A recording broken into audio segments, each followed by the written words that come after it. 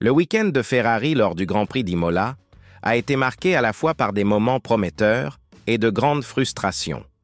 Même si les deux pilotes ont terminé à des positions honorables, avec une 4e et une 6e place, il est vite devenu évident que Charles Leclerc était loin d'être satisfait de certaines consignes reçues à la radio, notamment celle lui demandant de céder sa position à Alexander Albon.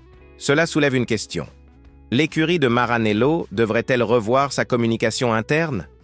Et plus encore, Leclerc a-t-il de bonnes raisons de se sentir lésé par la stratégie de pneus choisie dans la dernière partie de la course, qui de toute évidence n'a pas joué en sa faveur? Il ne fait aucun doute que la stratégie de l'équipe a suscité de nombreuses interrogations. Les qualifications ont été décevantes, avec les deux pilotes éliminés dès la deuxième phase, ce qui n'était jamais arrivé auparavant à Ferrari sur ce circuit. Pourtant, la course avait bien commencé. Charles Leclerc a pris un bon départ, a profité d'un arrêt anticipé pour dépasser George Russell et s'est positionné en bonne place pour se battre pour le podium. Mais l'arrivée de la voiture de sécurité virtuelle, puis celle de la voiture de sécurité réelle, ont bouleversé les plans et provoqué la frustration du Monégasque. Ce sont des éléments imprévisibles dans une course, mais pendant le deuxième relais, on lui a indiqué que Lewis Hamilton ne s'arrêterait pas et qu'aucun train de pneus neufs n'était disponible. Avec encore environ 12 tours à disputer, Leclerc pensait qu'il serait possible de chausser des pneus tendres, mais son ingénieur lui a répondu que Hamilton resterait en piste. Sa réaction fut directe et empreinte de colère. « Cela m'est égal, je m'en fiche. Nous parlons de notre propre course. » Malgré cela, l'équipe a insisté pour qu'il prenne une décision sur les pneus tendres. Charles a répondu fermement qu'il les voulait. Mais au moment où il s'approchait de la voie des stands, il a vu son coéquipier y entrer, ce qui l'a mis dans une situation délicate. Le choix le plus judicieux aurait été de rester en piste pour ne pas se retrouver coincé derrière Hamilton. Cette séquence a provoqué confusion et agacement chez Leclerc, qui a demandé à la radio « Pourquoi ne suis-je pas rentré? Parce que Lewis est rentré? Je ne vais pas attendre derrière lui et perdre encore des positions. » Dès lors, il s'est retrouvé dans une position difficile qui aurait pu être évitée avec une meilleure clarté stratégique. Peu après, il a dû défendre sa place face à Alexander Albon, qui roulait avec des pneus bien plus frais et un excellent rythme. Albon croyait même pouvoir viser le podium, peut-être en dépassant Oscar Piastri. Dans un moment tendu, Leclerc a légèrement poussé Albon vers la droite dans le virage de Villeneuve, ce qui a conduit les deux à perdre une place au profit de Lewis Hamilton. Peu après, la direction de course a informé Ferrari que Charles devait rendre sa position à Albon sous peine d'une pénalité de 5 ou 10 secondes, ce qui l'aurait exclu des points. Frustré, il a répondu « C'est comme ça que ça marche maintenant. Quand on ne peut pas dépasser, il faut laisser passer. C'est une blague. Qu'est-ce que j'ai fait de mal ?» Même si Ferrari a été critiqué pour ses décisions, il faut reconnaître que la situation comportait de nombreux risques. Si Leclerc avait été sanctionné, il aurait perdu tous ses points. Actuellement, l'équipe italienne accuse un retard de 17 points sur l'écurie autrichienne au championnat des constructeurs. Et il est clair que Red Bull semble encore une fois dépendre d'un seul pilote, ce qui pourrait offrir une opportunité à Ferrari au fil de la saison.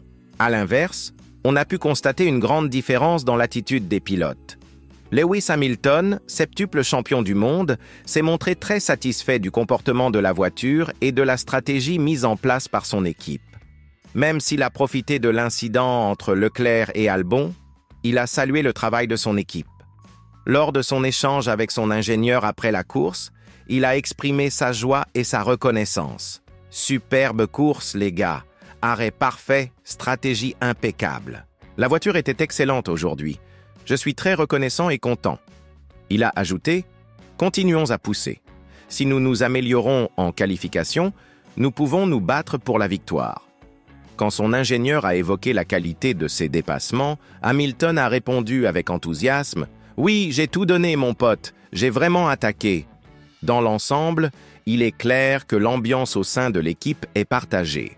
Charles affiche sa frustration, tandis que Hamilton respire la confiance. Tous deux ont connu une séance de qualification difficile, Hamilton étant éliminé pour la deuxième fois consécutive en deuxième phase, après Miami.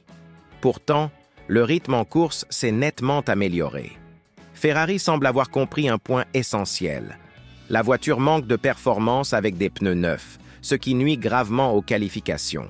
Si ce point n'est pas corrigé à temps pour Monaco, les chances de résultat seront très limitées, car il est extrêmement difficile de dépasser dans les rues étroites de la principauté. Charles a clairement indiqué que des changements devaient être apportés rapidement, même s'il a reconnu que les interventions de la voiture de sécurité avaient affecté sa course. Peut-être a-t-il évité un pire résultat en ne montant pas les pneus tendres dans les derniers tours, mais cela ne peut être affirmé qu'après coup. Ce qu'il a affirmé avec certitude, c'est que la voiture et la gestion de course doivent progresser. Selon ses mots, parfois, les choses ne s'enchaînent pas. Et aujourd'hui, c'était le cas. Nous avons vraiment eu de la malchance avec la voiture de sécurité virtuelle et la voiture de sécurité. Je n'ai pas pu tirer profit de la première et pendant la seconde, nous n'avions pas les bons pneus. Mais je ne regrette rien. Une 6e place, vu les circonstances, ce n'est pas si mal. Mais ce n'est pas le résultat que nous visons. Nous devons nous concentrer sur l'amélioration des qualifications car la voiture est performante en course. Lewis Hamilton, quant à lui, a vu la course d'un tout autre œil. Il a déclaré que pour la première fois, il avait ressenti une véritable connexion avec la SF25. Depuis la course sprint en Chine, où il avait obtenu la pole et remporté la course, il cherchait ce niveau de confiance. Malgré un début de saison discret, le Britannique a prouvé qu'il était encore loin d'avoir dit son dernier mot. Après la course à Imola, Hamilton a expliqué que l'équipe était sous pression à cause des mauvais résultats en qualification. C'est pourquoi réaliser une course aussi solide, avec de nombreux dépassements, lui a procuré une grande satisfaction. Il a ajouté « Je ne me souviens pas de la dernière fois où j'ai fait une course comme celle-là, où j'ai vraiment gagné des positions. Peut-être l'année dernière, mais celle-ci était différente.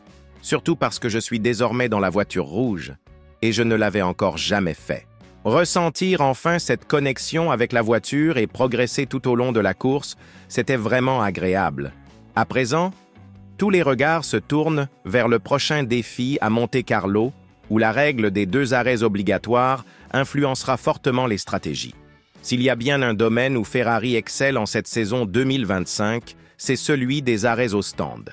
À Bahreïn, ils ont réalisé l'arrêt le plus rapide de l'année, avec exactement 2 secondes. Pourtant, il est encore trop tôt pour dire si l'équipe pourra rééditer sa victoire de l'année dernière en principauté. En parlant des perspectives pour Monaco, Leclerc s'est montré lucide. Ce sera un week-end difficile. C'est un circuit qui met en évidence les faiblesses de notre voiture. Le réglage est très spécifique ici, différent de tous les autres circuits. J'espère que nous saurons en tirer parti et obtenir le meilleur résultat possible. Avec tout cela en tête, la vraie question demeure, les échanges radio entre Ferrari et ses pilotes montrent-ils des signes de tension croissante sous pression? Et plus encore, cette différence d'approche entre les 2 coéquipiers va-t-elle continuer à jouer un rôle décisif à Monaco? Partagez votre avis dans les commentaires et n'oubliez pas de cliquer sur la vidéo qui apparaît maintenant à l'écran.